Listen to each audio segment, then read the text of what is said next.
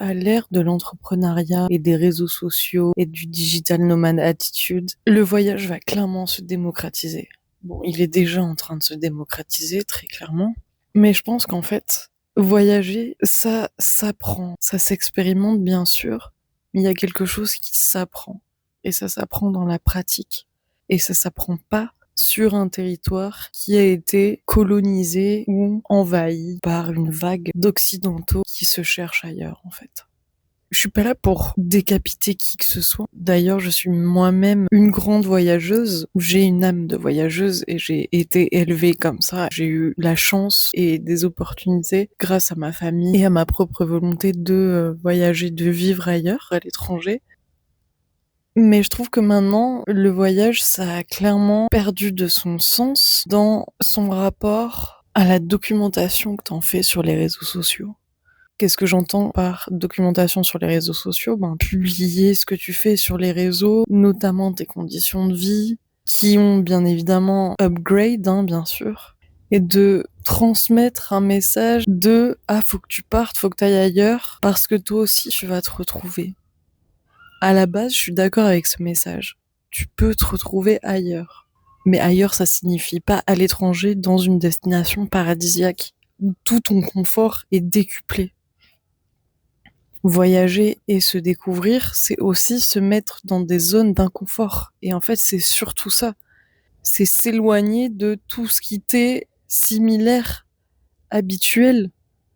Donc oui, si tu pars à des milliers de kilomètres à Bali, t'installer ou passer juste tes vacances, mais que tu te retrouves avec des gens certes internationaux et donc tu pratiques l'anglais, mais qui ne sont pas balinés, et tu vis dans une villa avec piscine, et tu compares tes conditions à une population locale, quelles sont les différences en fait? Elles sont énormes, j'imagine. Et en fait, c'est vraiment ça qui me dérange dans le voyage et dans le message, le discours qui se fait passer sur les réseaux sociaux par rapport au voyage et à la spiritualité et à l'ouverture sur le monde et à sa vision du monde et sa façon de voir la vie et son lifestyle. Je suis pas d'accord dans le sens où c'est une vision erronée, c'est une vision édulcorée, pardon, parce qu'elle est pas erronée, mais plutôt édulcorée. Elle est prise à son avantage et on te vend le discours et surtout l'image que t'as évolué sur ta quête personnelle parce que t'es parti ailleurs. C'est là où je suis pas d'accord. C'est là où je redis encore une fois, certes, tu peux apprendre de toi, découvrir des cultures, etc. en voyageant et n'importe où, même dans une destination paradisiaque, mais c'est surtout là où tu vas être dans l'inconfort que tu vas apprendre de toi, que tu vas aller au contact local du territoire sur lequel tu es, que tu vas comprendre vraiment les racines, l'histoire, la philosophie, la cosmovision de ce pays, de ce peuple, de cette culture, leurs traditions, leurs expressions, parce qu'il y a le langage aussi. Moi, j'ai toujours pensé que c'est une fois que t'arrives plus ou moins à faire de l'humour, à faire des blagues dans une langue étrangère, que là vraiment, ouais, t'es rentré dans le game du territoire. T'es rentré dans le game dans la culture. T'es rentré dans le game dans le dépaysement.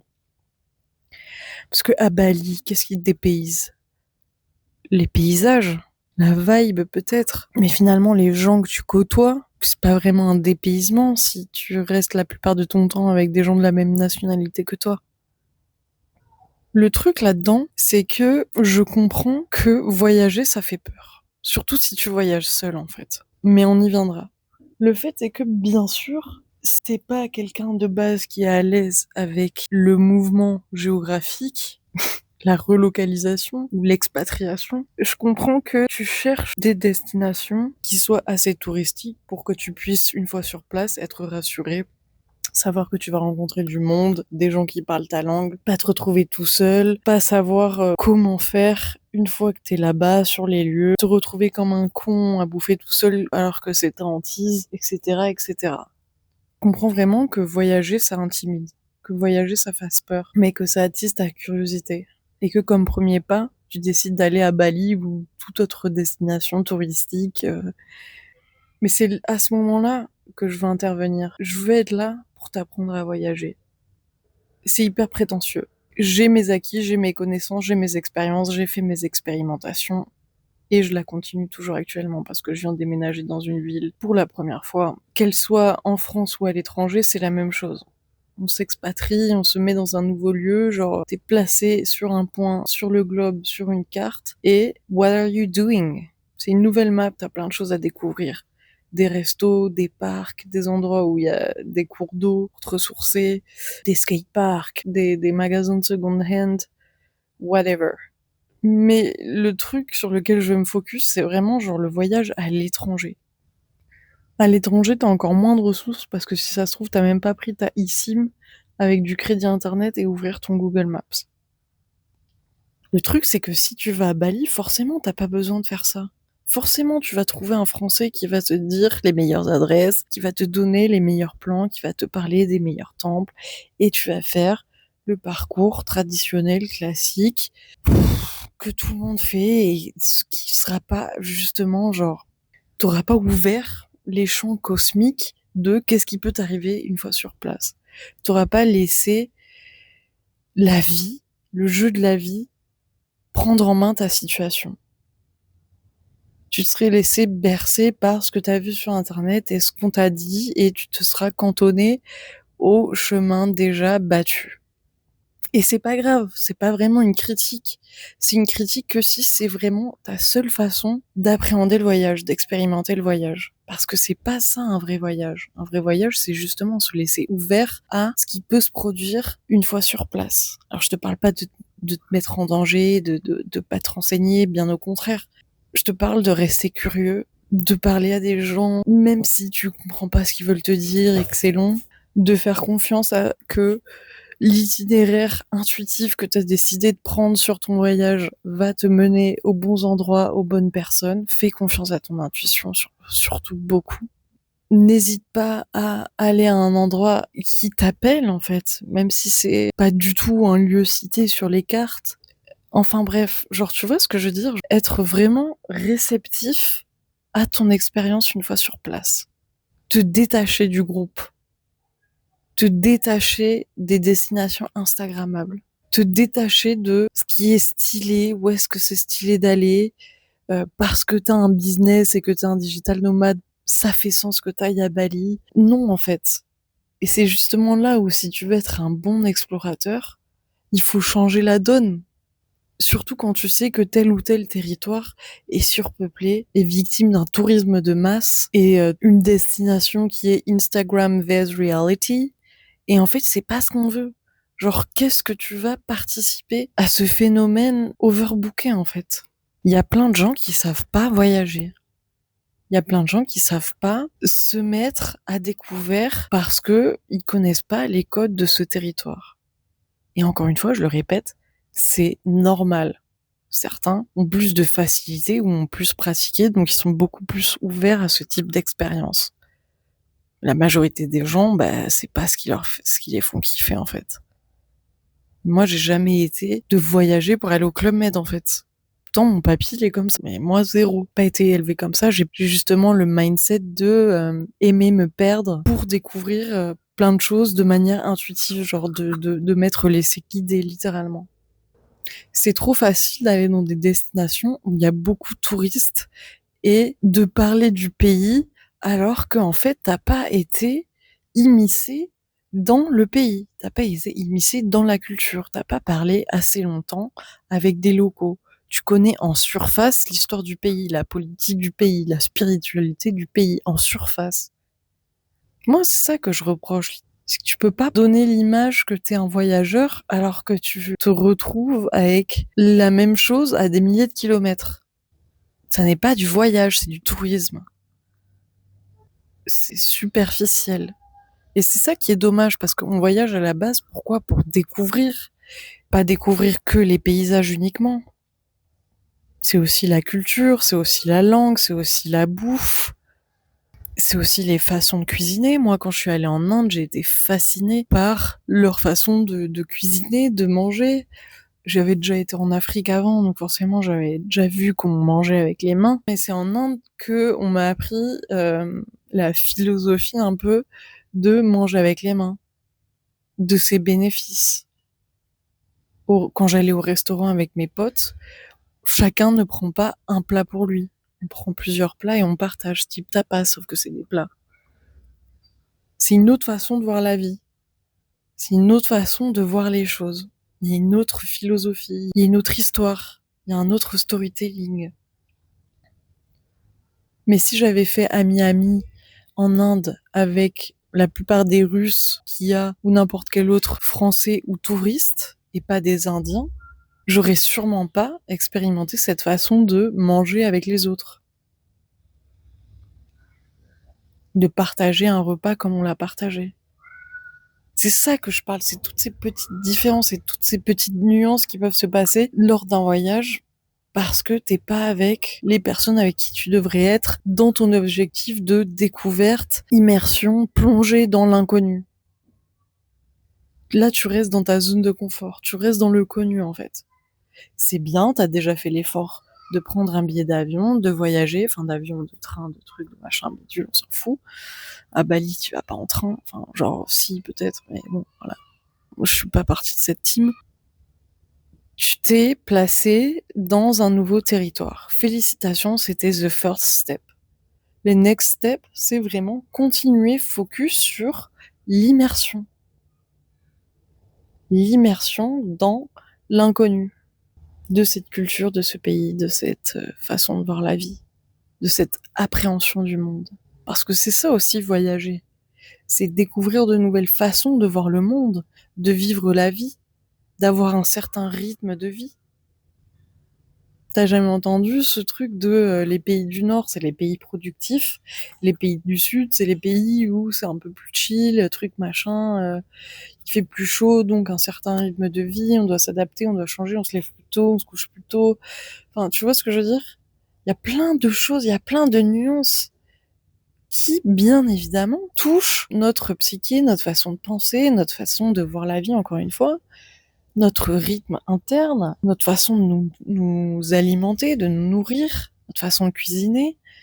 Je l'ai pas dit, mais du coup en Inde aussi, genre quand ils commencent à cuisiner, avant de mettre quoi que ce soit, ils font griller les épices, les graines, la cardamone, etc. Ils rajoutent un peu d'huile et ensuite l'aliment.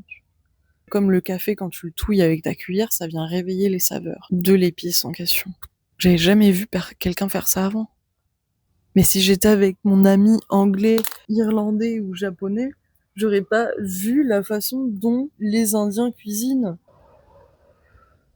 Ma plus grande fierté, c'est d'avoir toujours fait en sorte et réussi de me lier avec des locaux dans le territoire nouveau dans lequel je suis.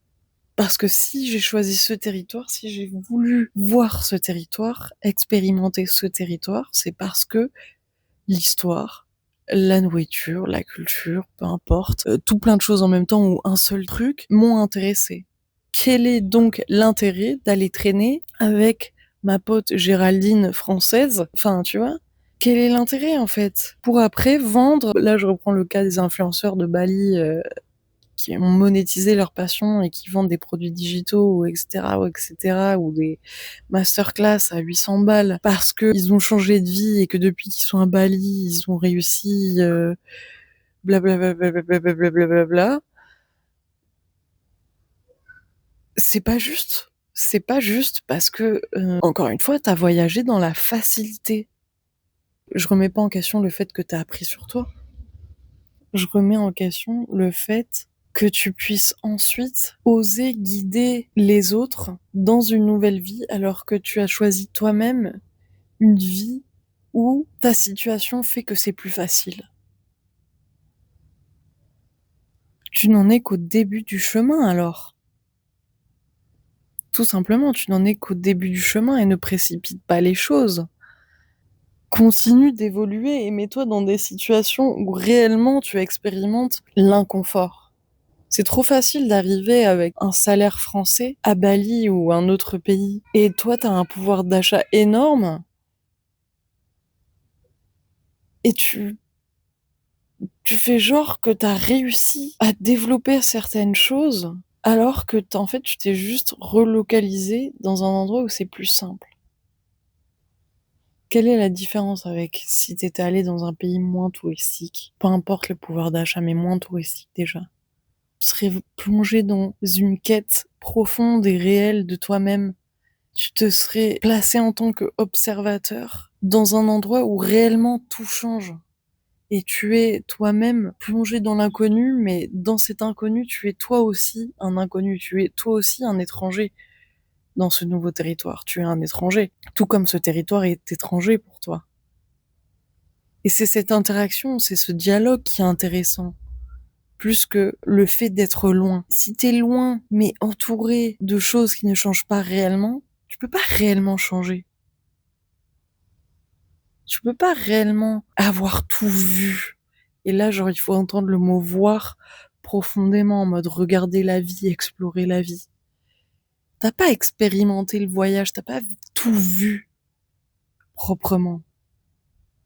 Alors, je te dis pas de pas aller à Bali, mais dans ce cas-là, va vraiment dans un village de pêcheurs où il y a air, et tu restes 3 semaines sans interruption et sans aller faire la teuf qui a quelques kilomètres pour avoir une interaction sociale digne de ce nom. Non, tu restes avec les pêcheurs s'il faut, tu vois. C'est là où vraiment tu vas faire l'exploration authentique de toi-même et de l'inconnu et de ce pays et de ce territoire et de cette culture et de ce qu'elle a à t'apporter et de ce qu'elle a à te dire sur ta vision du monde, sur ta vision du monde qui est peut-être obsolète et qu'est-ce qu'elle peut t'offrir pour faire évoluer cette vision de toi, cette version de toi. On part loin pour prendre des vacances aussi, certes, mais on part loin aussi pour d'autres choses. Et souvent, ça peut être un mélange des deux, mais souvent, on a besoin d'aller loin parce que, ouf, genre, même le rythme qu'on a là, dans notre pays où on réside, c'est too much. J'en ai besoin d'un break. Souvent, c'est parce que aussi on a la possibilité financière, c'est sûr. Mais si t'as le choix, effectivement, en général, tu vas préférer aller à la plage aux Bahamas plutôt que Cap-Breton. Tu captes? Mais pourquoi t'as besoin d'aller aussi loin? Qu'est-ce que tu recherches? Une insatisfaction particulière avec la société dans laquelle tu vis? Quel est le message que le territoire que tu as choisi de visiter a à t'apporter? Quel est le message de l'inconnu que tu as choisi? Parce qu'il y a plusieurs inconnus. Chaque territoire a son histoire étrangère pour toi, et donc cette énergie inconnue qui a à te dévoiler tous ces mystères encore. C'est ça qui est beau dans le voyage. C'est cette transmission, non pas que de toi, mais au-delà de toi, au-delà de tes objectifs, au-delà de tes projets, au-delà de tes inspirations. C'est comment le voyage peut façonner ta façon d'appréhender la vie et surtout une fois que tu reviens chez toi. Comment tu peux mettre ça en place? Comment tu peux mettre tes nouveaux apprentissages en place? Quelle est la façon dont le territoire vibre et te fait vibrer en retour? Qu'est-ce que ça a à t'apporter? Qu'est-ce que tu adores? Qu'est-ce que tu admires? Qu'est-ce que tu as envie d'apporter, de rapporter avec toi en France ou ailleurs chez toi? Qu'est-ce que tu as détesté et qu'est-ce que ça te dire sur qui tu es et comment tu vois la vie et comment, du coup, tu peux valoriser la vie que tu as chez toi au retour. Parce que tu as vraiment détesté cette expérience de voyage et c'était insupportable et blablabla. Qu'est-ce qui, au contraire, te fait de la peine de quitter et que tu vas être tellement nostalgique à ton retour que tu vas devoir soit, un, trouver des moyens de mettre en place dans ton quotidien, dans ta vie, ce qui t'a fait vibrer, soit deux, l'oublier complètement. C'est ça le voyage aussi, c'est pour ça que c'est riche. Pourquoi, une fois que t'as été émerveillé par un truc dans un pays, surtout si c'est une façon de voir la vie, des rythmes de vie, plus dans ses côtés, tu vois, intangibles, pourquoi tu dois faire une croix dessus parce que t'es rentré chez toi? La merveille du voyage, c'est que t'as eu la possibilité, l'opportunité, la chance de pouvoir être en contact avec ça, qui te fait vibrer, et tu vas l'oublier? Non. On te donne la possibilité de t'enrichir de ta vision, de le garder avec toi, de rendre cette chose comme une partie constitutive de toi, et donc de faire passer le message. d'inspirer. Parce que tu le fais en retour une fois chez toi. Parce que ça t'aura servi à ça. Parce que tu trouves ça merveilleux. Parce que ça va avec toi. Ça sert à ça le voyage. Donc encore une fois, si tu vas à Bali, si tu traînes avec ces mêmes gens qui sont pas des locaux et tu passes le meilleur moment de ta vie, c'est cool en vrai. Mais c'est pas pour moi du vrai voyage. Voilà, c'était mon take sur ce sujet du voyage et voyager seul. J'en ferai beaucoup d'autres. Donc si ce sujet t'intéresse, je t'invite à me follow Cosmovision Podcast sur YouTube, Deezer, Spotify, Apple Podcast, sur Instagram avec le handle Carlota Galaxy, sur TikTok aussi et sur Substack aussi, je crois bien. Des gros kiss.